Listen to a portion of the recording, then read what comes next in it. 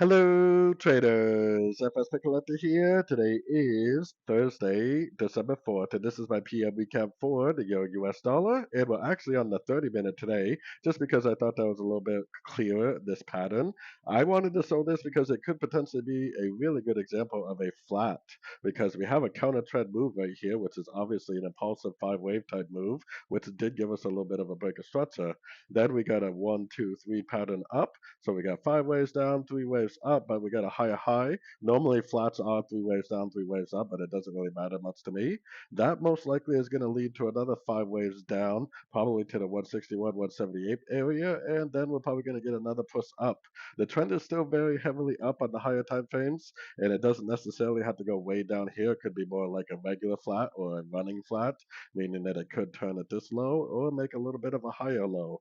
Definitely still looking for a long bias on these sort of time frames. So anyways, don't forget to check out my website linked over here in the corner. And as always, thank you for watching and happy trading.